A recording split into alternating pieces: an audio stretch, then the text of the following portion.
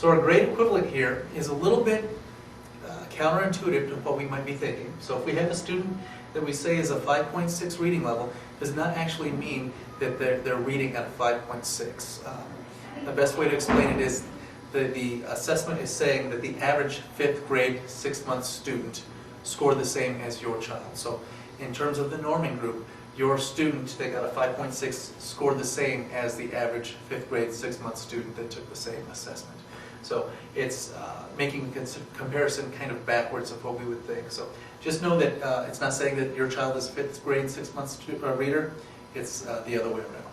The interesting part about the skill sets is one of the reports we'll be looking at later actually shows which areas, what skill sets the students are ready to actually learn. So it doesn't just say that they're deficit in these areas, it says specifically these are the areas they're ready to learn. There will be areas that are above that they're showing mastery in, and areas below where there are actually prerequisite skills that they need to learn first.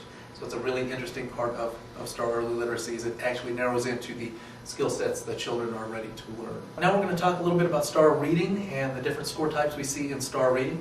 So we get the scaled scores, your percentile rankings, your grade equivalents, your ZPD or Zone of Proximal Development, your IRL, which is again your instructional reading level, not your independent reading level, and your estimated ORF up to 4th grade. So your scaled score in STAR Reading is calculated based on the difficulty of the items, and it measures the student's absolute score. The scaled score range in STAR Reading is between 0 and 1400, and the scale does go all the way up to 1400 points. Your percentile rankings, essentially that's your old-fashioned bell curve. So you have 50th percentile is right in the middle of that bell curve. That's where we want to see our average student. Anything below that, they're below the norm, and anything above that, they're above the norm. And here I want to talk about how to use some of the score types in concert with one another. So we're going to be looking at our percentile rankings and our scaled scores. In this case, we have a student who is in the 22nd percentile ranking and has a scaled score of 479. We can look at a different student that has a scaled score of 484 that is also in the 22nd percentile ranking. When we see several kids in the same percentile ranking with slightly different scaled scores, that's okay. There are several scores inside of a single percentile ranking. The other thing to keep in mind is we might have growth in scaled score and not see that in the percentile ranking. So you want to look at those two numbers together to see the growth in the scaled score and the change in percentile ranking. Okay, my name is Toso Chavez. I'm part of the Academic Assessment Technology Specialist team. We're going to be talking about some of the vocabulary used in STAR, both reading and early literacy. We're actually going to start with looking at some of the vocabulary that exists in both. We have the criterion reference scores that exist in STAR Early Literacy as well as STAR Reading. And we have the norm reference scores that exist only in STAR Reading. Essentially, these are going to be your percentile rankings. STAR Early Literacy score types. We have our scaled score, which is going to be our absolute measure of how a student is doing. We have our proficiency scores, which are broken down into domain and skill scores, and our estimated oral reading fluency, or our estimated ORF. We'll be looking at each one of these in more detail. We also have literacy classifications that exist only in STAR Early Literacy. We have 3 basic types. We have our emergent reader, which is broken down into early emergent and late emergent reader. We also have our transitional reader and our probable reader. Scaled score classifications break down into this scale here. The early literacy scaled scores are between 300 and 900, with early emergent reader being a scaled score of 300 to 487. Late emergent readers are a scaled score of 488 to 674. Transitional readers are 675 to 774. And your probable readers at the end are 775 to 900. The neat thing about STAR Early Literacy is we get our proficiency scores back, and we have these nice little blue arrows that indicate the skill sets that the child is actually ready to learn. So instead of just saying these are the deficits of the student, it says these particular areas marked by the blue arrows are areas in which the child is ready to learn those skill sets. Anything above 75%, the system says the child is reaching mastery on, and additional instruction is not necessarily needed. Anything below 39, the child is not ready to learn yet. So this score range is really important to know. The 0 to 39 is not ready yet to be taught. There's prerequisite skills the student needs. The 40 to 75, that's the sweet spot where the students are ready to learn those skill sets. And 76 to 100 again means the student is approaching mastery. So I'm going to switch over to STAR now, STAR reading, and talk. So I'm going to switch over to STAR reading now and talk about the score types that we see there. We have our scaled scores, our percentile rankings, our GE or grade equivalents, our ZPD or zone of proximal development, our IRL, which is instructional reading level, not independent reading level, and our estimated ORF. Our scaled score is calculated by the difficulty of the items presented to the student. The scaled scores for STAR reading are between 0 and 1200.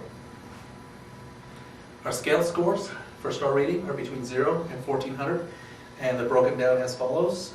Elementary, grades 1 through 5 are between 0 and 500. Middle school, 6th through 8th grade are between 500 and 900. And high school, is, grades 9 through 12 is between 900 and 1200 points. Our percentile rankings are essentially our old-fashioned bell curve. The score range between 1 and 99. The 50th percentile ranking is the center of that bell curve. It means that is the average student. Anything above that, they're performing above the norm. Anything below that, they're performing below the norm. I want to talk really briefly about how to use the scores in comparison or in concert with one another. We're going to be looking at our percentile rankings and our scaled scores. So in this case, we have a student that's in the 22nd percentile ranking, and they have a scaled score of 479. But did you need the room looking at our percentile rankings and our scaled scores at the same time? So in this particular case, we have a student with a percentile ranking of 22, so they're in the 22nd percentile ranking with a scaled score of 479. Say this student takes the test again and scores a 484. Now they're in the, they have a scaled score of 484, but they're still in the 22nd percentile ranking. So in this case, if we were looking only at the percentile ranking, we wouldn't see any growth from the student. But by looking at the scaled scores, we see that there has been some improvement, but they're still within that same percentile ranking. So you really want to look at these scores in concert with one another to get a full picture of what's going on with a student in terms of growth. We also have our grade equivalency, which essentially is telling us how the student is performing against the norm. This is that piece we talked about that was norm-based. When we get a score of 5.6 for the grade equivalency, it's not indicating to us that our child is reading at a 5th grade 6-month level. It's actually saying that the average student in 5th grade 6th month that took the assessment scored the same as our own. So this is the norm reference piece, and we have to think a little backwards of what we normally would say.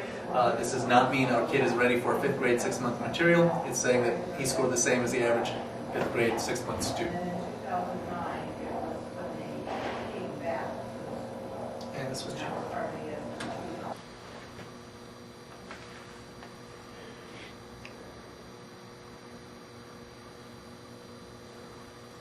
So what I want to talk to you now, about now is goal setting and progress monitoring, what the real meat of the system is.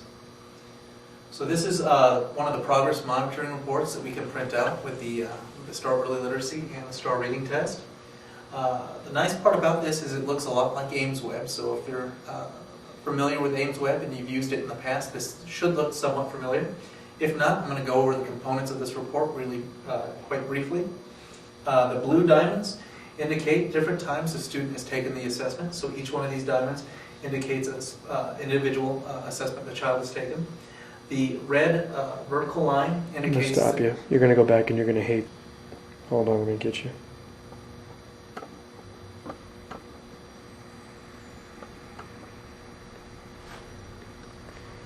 Darn me. Okay, there we go. Hold on.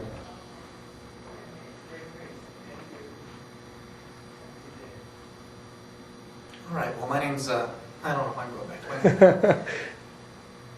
Take a second. The way you entered into it before was great. All right, I want to talk to you briefly about the progress monitoring tool that that is included with the STAR Early Literacy and STAR Reading assessments. This really is the meat of the system here. The progress monitoring reports that you get are very similar to Ames Web, so if you've used Ames Web in the past, this should look familiar to you. I'm going to go over the components of it one piece at a time here. The blue diamonds here indicate individual assessments the child has taken, so for each blue diamond we see on this report, one assessment has been given to the student. The green line is going to be our goal line or our aim line for the student. This is the one piece that the teacher does enter into the system. The blue diamonds are automatically entered into the system each time the student takes the assessment. And then we have these black trend lines that are generated after 5 assessments have been given. So it shows us the trend of the student in comparison with our goal for the student, which is nice to see side by side. And then we can insert an intervention. It's a vertical line that goes into the system. You call the intervention whatever it is that you're doing with a student, and it automatically will start a new trend line for the student. So in this case here, we can see initially the student was at a shallow slope and was not going to meet the goal for the student that was designated by the teacher.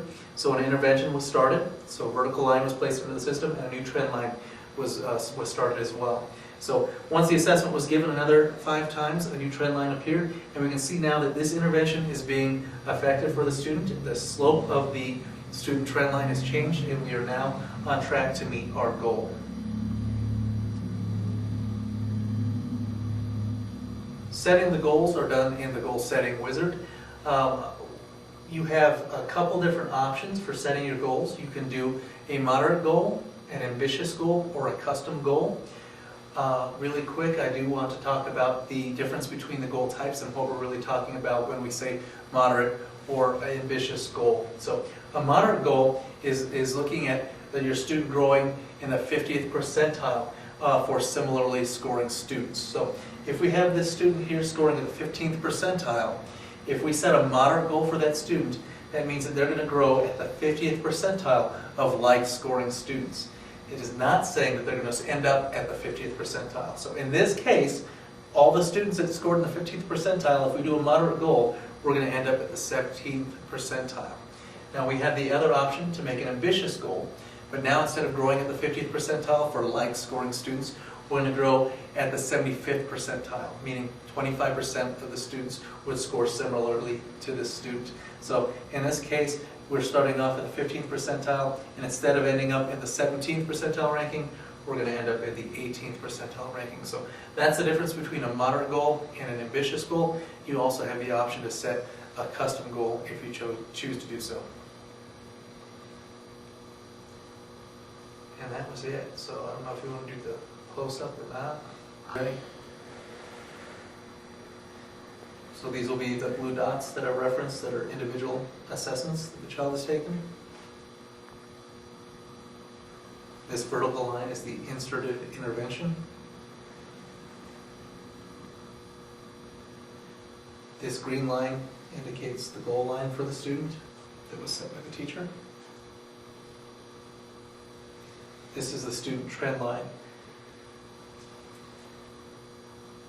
And this is the student trend line after the intervention.